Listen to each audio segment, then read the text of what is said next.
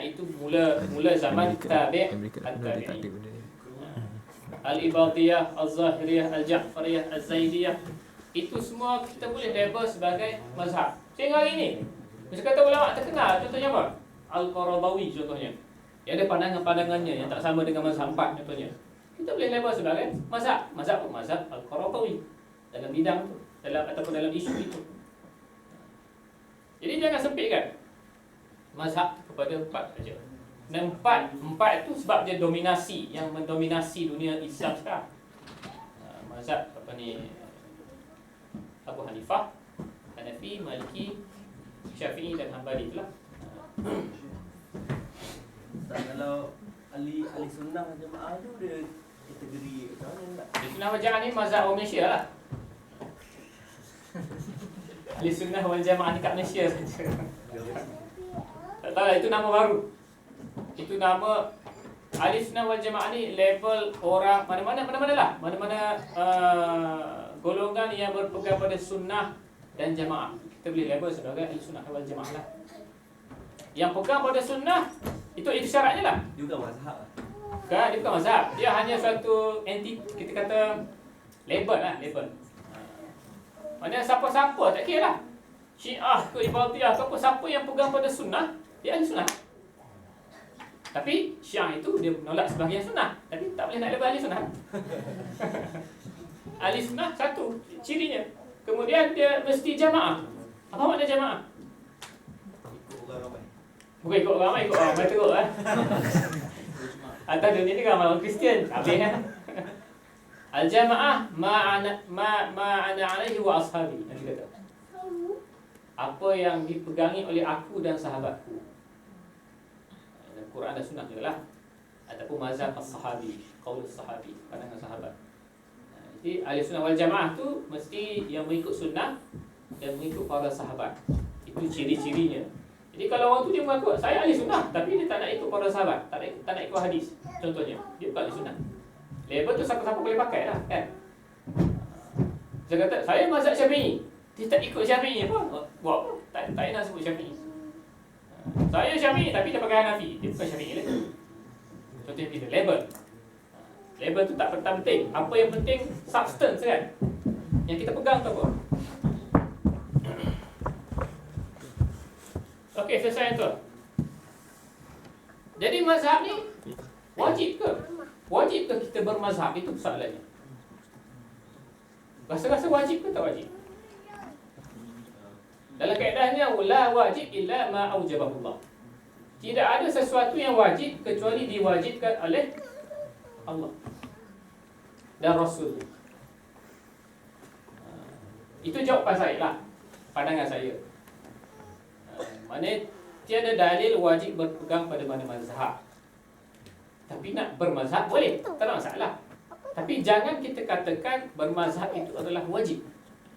Kerana kalau kita wajib, seolah kita mengkritikkan suatu hukum yang baru, yang tidak ada pun zaman Nabi, tidak ada pun zaman sahabat, tidak ada pun zaman tabi'in, tidak ada.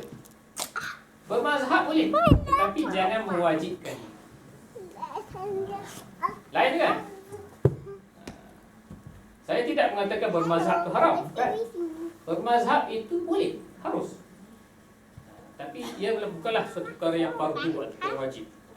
Tidak ada pun dalam Quran. Cuba cari, ada tak ayat-ayat yang kata bermazhab itu wajib? Ada. Ataupun dalam sunnah, ya ayyuhallazina amanu kutiba alaikumul madhhab, kutiba alaikum ittiba'il madhhab. Tak ada. Yang ada hanyalah fas'alu ahla dzikr in kuntum la ta'lamun. Tanyalah orang yang berkelayakan, orang yang berilmu kalau tak tahu. Itu dalil yang orang kata wajib mazhab tu. Padahal dalam ayat itu tak sebut mazhab. Okey. Ya. Kalau macam kita dekat, kalau kita dekat Malaysia, majoriti orang ikut mazhab Syafi'i. Orang kata lah, Orang tak tak betul betul tak? kan? Lepas tu bila kita datang di sini, macam ada baru tu macam dengar bila dia ada sekarang dan fikir semua tu. Macam tiba macam boleh bertukar ke mazhab Swiss lah. Swiss mazhab tu boleh ataupun Ya. Kami belum sampai. Okey, tak apa, kita hold dulu. Okey. Bila kita kata mazhab tu tidak wajib. Nak bermazhab boleh, tapi tidak wajib. Bermakna kata-kata ulama orang awam tiada mazhab sebenarnya. Saya tak pastilah berapa orang ulama yang kata macam tu, tapi kebanyakannya mengatakan al-awam la madhhab lahum. Orang awam, public ni yang tidak mendalami ilmu fiqh ini tiada mazhab sebenarnya.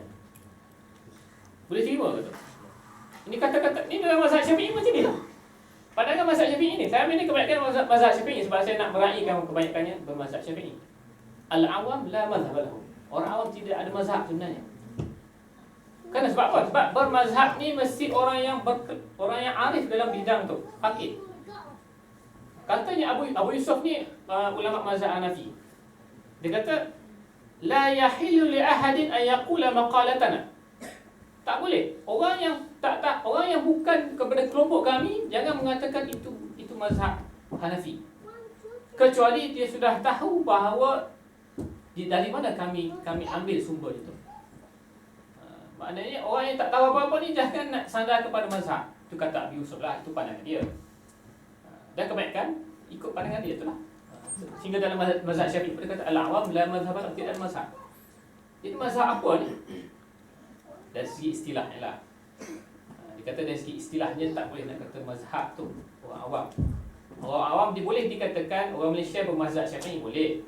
Tapi itu dari segi adat sahaja. Sebab bermazhab ni mesti orang yang muqallid. Dia mesti tahu dalil-dalil tu, yang mendalami dalam mazhab Syafi'i tu. Itu bermazhab sebenarnya. Tapi kita tak didedahkan benda tu. Maknanya boleh katakan orang Malaysia tu, mufti-mufti tu bermazhab lah. Untuk orang yang berkelayakan, orang yang memahami mazhab Syafi'i itu, dia bermazhab. Tapi kalau public, mana orang tahu dalil kan? Boleh tahu tak dalil apa ni sunat baca surah contohnya? Siapa boleh beritahu? Tak ada orang tahu. Benda yang terlalu dalam kan? Itu benda yang sunat, benda yang wajib. Apa dalil bagi iktidal contohnya? Apa dalil bagi duduk tasyahud? Tak ada orang kisah pun benda tu. Jadi secara istilahnya tidak ada lah. Orang public tu tiada mazhab sebenarnya. Mazhabnya fa inna madhhabahum madhhabu man yufti. Mazhab public itu adalah mazhab orang yang menjawab pertanyaan itu ataupun orang yang mengajarnya. Itu saya kata kalau ustazah di sekolah rendah tu itulah mazhab. Mazhab anda lah tu. Kat sekolah rendah tu siapa yang mengajar? Kat sekolah menengah siapa yang mengajar? Di universiti siapa yang mengajar? Di surau-surau di masjid siapa yang mengajar? Anda adalah bermazhab mereka tu. Itu secara istilahnya. Kalau duk dengar ceramah Ustaz Azhar Idrus dalam YouTube tu, anda tu mazhab Ustaz Azhar Idrus. Duk dengar Asri, mazhab Ustaz Asri. Begitu. Dia tidak ada yang boleh kita kata, walaupun dia tu mengajar mazhab Syafi'i, tapi tak semestinya yang dia ajar tu bukan mazhab Syafi'i sebenarnya kan. Saya duk tengok jugalah YouTube Ustaz-Ustaz ni. Kadang-kadang dia sebut tu bukan mazhab Syafi'i pun. Dan saya lihat publik hari ni bukan banyak jugalah perkara yang bukan mazhab Syafi'i yang diamalkan kan? Contohnya apa? Jual beli secara mu'attah, secara tanpa ijab qabul kan? Untuk beli air dengan vending machine eBay tu lagi lah. eBay tu rukun tak ada tu. Beli dengan siapa? Dengan hantu. Kalau eBay tu benda-benda yang transaksi internet tu memang tidak sah dalam mazhab Syafi'i. Anda beli tu secara haram. Maknanya kalau beli makanan dalam eBay, balik makan benda yang haram. Mazhab Syafi'i. Orang tak pakai. Tapi kita tak kata haram lah. Kita pakai mazhab lain. Beli dekat vending machine, kita beli Coke ke, ayam brew ke apa. Siapa yang jual tu? Mesin tu ada ijab kabul? Tak ada. Saya beli mesin. Saya jual. Kalau ada sah lah mazhab Syafi'i. Lari dia tidak. Itu mazhab Hanbali. Kita tak payah fitrah kan dengan duit. Itu biasalah, maklum lah orang semua tahu. Itu mazhab Hanafi juga. Jual beli bersyarat. Saya beli ni, barang ni mesti hantar ya, atau barang ni mesti ada garanti setahun. Mazhab Syafi'i tak sah. Tak berjual secara bersyarat tidak sah. La yasih. Nabi kata, Nabi naha an bai' wa syar'.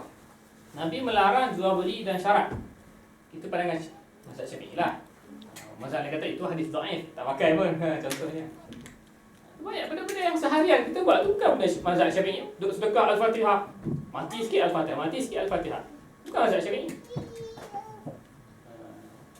Bukan mazhab Syafi'i dan bukan mazhab Maliki. Itu mazhab sedekah-sedekah Quran ni boleh dalam mazhab Hanafi dan Hanbali. Boleh lah, tak masalah. Maknanya anda buat tu bukan mazhab Syafi'i. Jadi orang tak sedar benda tu. So, orang awam tidak boleh dikatakan bermazhab. Kemudian tadi, boleh tak kita tukar-tukar mencampur mazhab? Boleh tak? Dah campur dah. Nak tanya buat apa? Dah memang campur dah. Kan? Dalam jual beli, dalam kita duk sedekah pahala, bukan mazhab Syafi'i, itu dah campur dah. Sudah menjawab tanya. Dia macam benda yang wajib yang kita nampak macam sembahyang semua tu kan.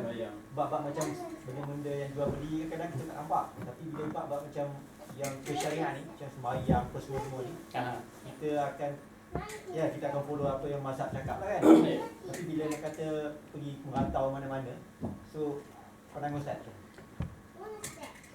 Contohlah macam sembahyang tiba-tiba Macam sembahyang, macam sini lah. kita tak piyam. Boleh lah. Boleh menukar mencampur mazhab. Itu pandangan saya lah. Boleh lah. Kalau anda nak tukar secara 100% boleh. Saya kata hari ni Syafi'i, datang sini nak tukar jadi Hanafi. Boleh. Tak masalah. Tidak ada yang melarang. Cuma kena belajar lah. Kena tanya orang yang tahu lah. Macam mana. Takkan nak tukar semua kan. Susah pula. Boleh tukar dalam bab-bab tertentu lah. Misal kata dalam semayang kat sini, Pakistan ni tak wajib baca Fatihah, makmum tu. Kita nak ikut yang tu, boleh, tak masalah. Saya di Mesir dulu, saya pakai yang tu. Saya tak baca Fatihah dalam masa jadi makmum, tak baca Fatihah. Orang sebelah tu, tak baca Fatihah, tak sah. Datang sini, saya tukar pandangan tu. Saya lebih selesa dengan Syafi'i. Saya baca. Wah, si pula tegur. Siap kali orang sebab datang pergi mana mesti ada orang tegur punya. Semua tak kena. Semua tak kena.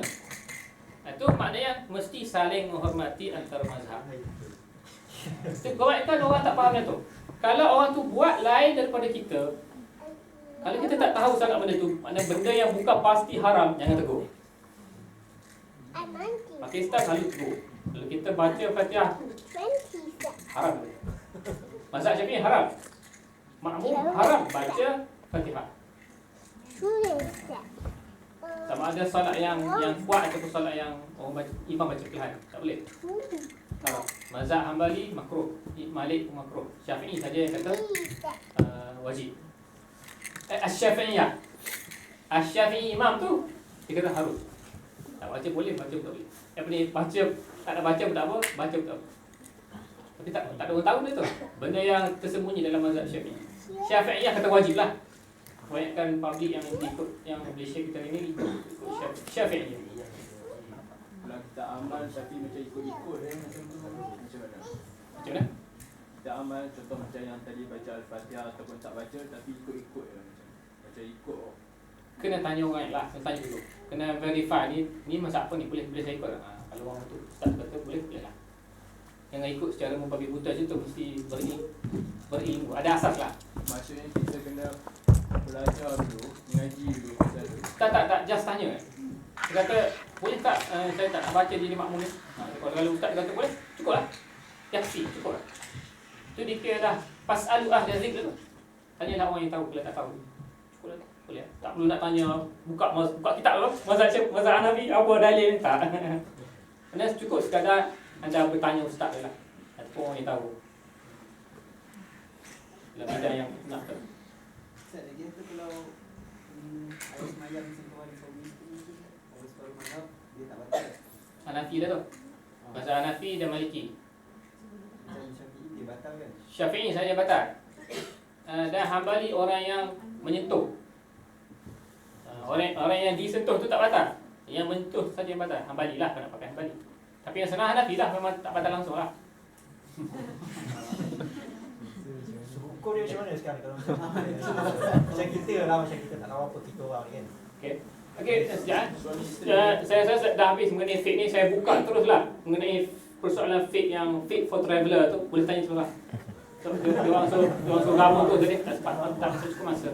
Boleh tanya seorang. Okey, apa tadi? Yang pasal itulah dulu servis sendiri kan. Okey. Macam mana tu? Macam kalau kata kita kalau anak datang. Okey. Tapi kalau macam campur-campur tu macam kat sini let's say macam saya kita ikut semayang ikut Syafi'i. Lepas tu kalau tak ada semayang Tak kisah. Dia bukannya semayang tu kena ikut satu mazhab, tak. Dalam isu yang apa tu, yang membatalkan ke cara nak ambil tu, tak semestinya keseluruhan solat tu nak kena satu mazhab, tak. Macam jual beli je lah. Jual beli tu kebanyakan orang Malaysia ikut Syafi'i. Tapi dalam kes jual beli secara tak ada ijab kabul tu, ikut Hanbali. Boleh lah. Sebahagiannya kita ikut yang tak bukan Syafi'i tu. Boleh lah. Dan saya pun lebih selesa yang tak batal tu lah. Sebab ada hadis-hadis yang sahih. Sebab Syafi'i dia gunakan aula mastumun nisa, ayat tu, ayat Quran tu.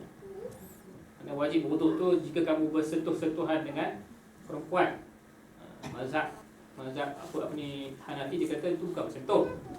Itu maksud halus jima. Apabila kamu jamak tumun nisa, apabila kamu melakukan hubungan seks dengan perempuan, isteri lah.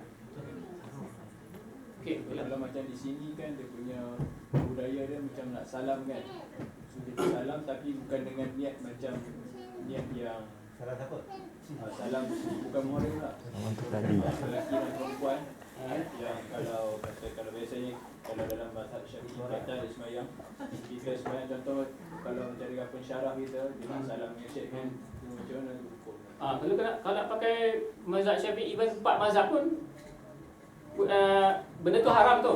Bersentuh lelaki perempuan haram dalam 4 mazhab. Jadi kalau nak salam dia kena tukar lah mazhab. Bukan tukar mazhab. Dalam bab tu saya tak nak pakai 4 mazhab. Saya nak pakai mazhab Qaradawi contohnya. Dia yang fatwakan bahawa boleh. Sebab dia kata hadis yang kata haram tu tidak sahih baginya. Pakailah pandangan Qaradawi dalam bab tu, boleh lah. Tapi ikut masing-masing lah. Benda tu tak boleh dipaksa tak. Dia masing-masing. Kalau saya rasa tak selesa, walaupun orang kata fatwa dia kata boleh, saya tak nak. Mesti haram. Okey. Tak masalah. Benda tu tak boleh nak sama ratakan semua orang. Dia mengikut masing-masing. Apa yang saya kata ni tak semestinya boleh terima ni. Saya tak wajibkan anda semua menerima apa pandangan saya cerita tadi berawal tadi. Tak semestinya. Itu terpulang. Kita ni saling menghormati lah. Saya hormati pandangan anda hormati pandangan saya, begitu. Jangan nak condemn orang. Kecuali benda itu yang haram. Misalnya kata anda kata solat 4 saja, saya kena condemn lah. Benda yang mesti wajib di-condemn tu. Benda-benda yang qat'iyat, benda yang tak boleh berubah, tu jangan berubah. Benda yang zaniyat ni boleh, tak masalah. Kita saling mesti terbuka lah kat situ. Okey, ya. Terus. Macam ni ada kawan saya cerita, dia tengok ada seorang Pak Arab di sini lah. Dia kalau bab sembahyang dia menjaga lah arwah semua tu. Tapi bab makan ni macam bukan makan babi lah, maknanya makan McDonald ke KFC lah, kerana dia tak sebelum betul semua tu. Okey. Dia mesti makan lah. Okey. Gana.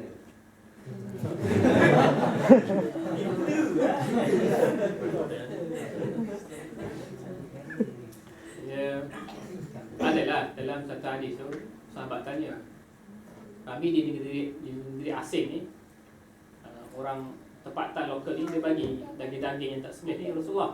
Dia kata apa boleh makan, tak boleh makan. Nabi kata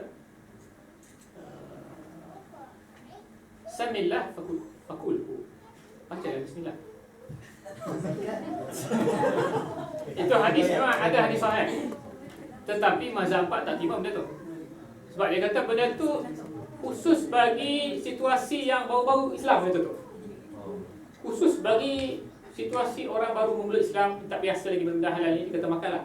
Baca bismillah makanlah. Ya, McDonald dan KFC. KFC halal. KFC Glasgow. Itu masing-masing lah. Walaupun saya kata begitu, saya tak pakai benda tu. Tapi saya bagi tahu lah, benda tu ada. Asasnya ada. Cuma rasa selesa nak pakai tak nak pakai tu masing-masing lah. Hadis tu ada. Sambil lah. Baca lah bismillah. Bismillahirrahmanirrahim. Tak sah. Okey, ada soalan lain? Tapi empat mazhab tak boleh lah. Ya? Okey. Macam kita pindah rumah baru, pada kita tahu rumah tu bukan mesti je dulu. Okey. Kita tapi lesson rumah tu dah kosong dulu.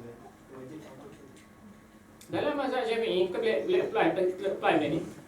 Dia kata al-yaqin la yuzalu bisyak. Adakah anda pasti rumah itu kotor? Pasti tak? Confirm. Kalau tak pasti, tak payah buat apa-apa lah. Sebab benda tu kita syak.